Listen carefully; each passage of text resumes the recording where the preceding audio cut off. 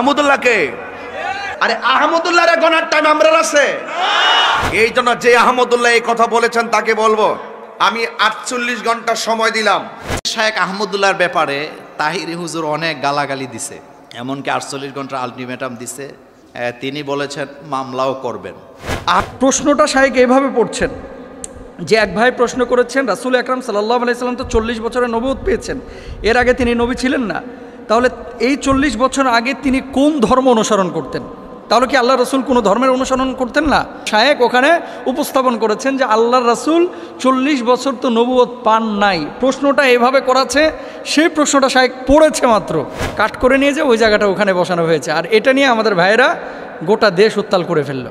অনলাইনে দেখলাম এরকম ব্যক্তিদের বক্তব্য, এরকম ব্যক্তিদের গান ঘুরতেছে। সেটা কি?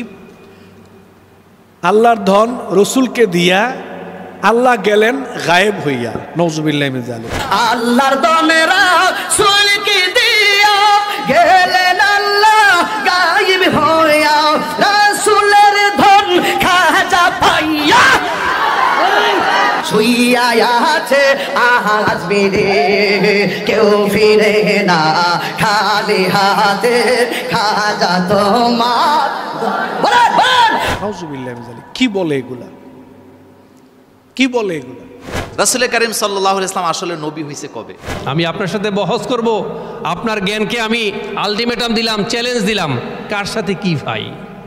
কিছু কিছু আকীদার মানুষ একজন আলেমকে যেভাবে অবমূল্যায়ন করে, যেইভাবে ট্রিট করে, একজন মুশরিক, মুনাফিক, কাফেরকেও এইভাবে অবমূল্যায়ন করে না। আহমদুল্লাহ সাহেব একটা আলোচনা করতে যেয়ে বলেছিলেন যে রাসূল করিম সাল্লাল্লাহু আলাইহি ওয়াসাল্লাম 40 বছর পর্যন্ত তো নবী ছিলেন না, তিনি নবুয়তের দায়িত্ব পালন করেন নাই, নবুয়তের দাওয়াত দেন নাই। এই কথাটা নিয়ে লাগছে পেস। লাগার পরে এখন উনি হুমকি দিছে যে ওনার বিরুদ্ধে মামলা দিবে। আচ্ছা, আমরা মামলা টামলার কাছে যাই না, আমরা আসল জায়গাটাতে আসি। দেখেন, হাদিসগুলা বুঝতে হবে একটু ঠান্ডা মাথায়। গরম মাথায় কোনো সিদ্ধান্ত নিলে সঠিক সিদ্ধান্ত নেওয়া যায় না, আবেগে সিদ্ধান্ত নিলে সঠিক সিদ্ধান্ত নেওয়া। আচ্ছা, হাদিসগুলো আগে শোনেন। নবী করিম সাল্লাল্লাহু আলাইহি ওয়াসাল্লাম তিনি নবী, তার আগে আরো অনেক নবী আছে না নাই?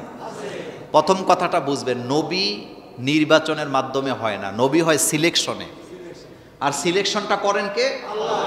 আল্লাহ পাক। আর এই সিলেকশনটা আল্লাহ পাক করছেন আলমে আরোহায় থাকা অবস্থায়। বাংলাদেশের প্রসিদ্ধ একজন আলেম, বাংলাদেশের একজন জনপ্রিয় আলেম, তিনি কথা বলতে গিয়ে কোনো একটা কথা এদিক সেদিক হয়েছে, আরেকজন ভাই দেখলাম অনলাইনে বলতেছে সে এই কথা বলে নবীর দুশ্মনী করলো, কুফরি করলো, ইসলাম থেকে বের হয়ে গেল। এরপরে তাকে 48 ঘন্টার আলটিমেটাম দেওয়া হয়েছে যাতে জাতির কাছে তিনি ক্ষমা চান, এরপরে এর ব্যাপারে আইনগত ব্যবস্থা নেওয়া হবে। নাউজুবিল্লাহি মিন যালিক।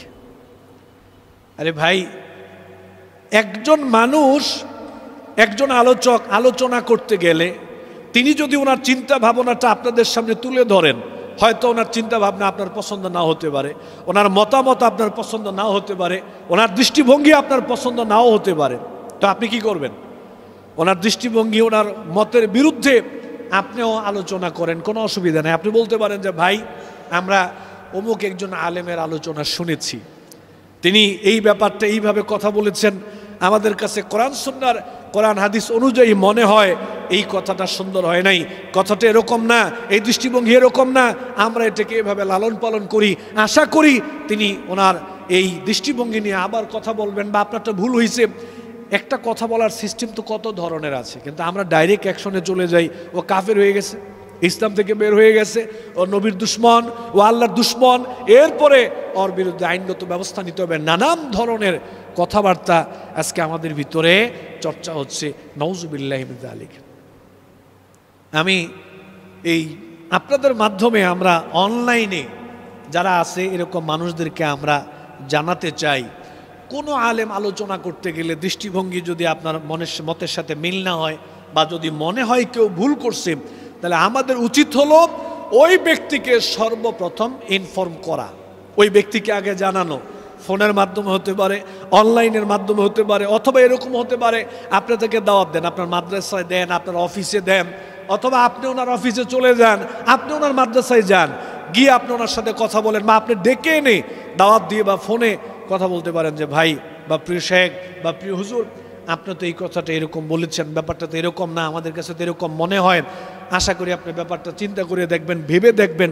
কত সিস্টেমের কথা আছে বলতে পারেন। কিন্তু দেখলাম যে 48 ঘন্টার আলটিমেটাম দেওয়া হয়েছে, এর ভিতরে যদি তিনি ওনার ভুল স্বীকার না করে ওনার ব্যাপারে আইনগত ব্যবস্থা নেওয়া হবে। নাউজুবিল্লাহ মিন যালিক। কি বলে এগুলা, কি বলে এগুলা? কথা যদি একজন যদি একজনের বিপক্ষে কথা ধরি, কথা ধরার মতো অনেক কথা আছে। যেমন অনলাইনে দেখলাম এরকম ব্যক্তিদের বক্তব্য, এরকম ব্যক্তিদের গান ঘুরতেছে। সেটা কি? আল্লাহর ধন রসুলকে দিয়া আল্লাহ গেলেন গায়েব হইয়া, নাউজুবিল্লাহ মিন যালিক।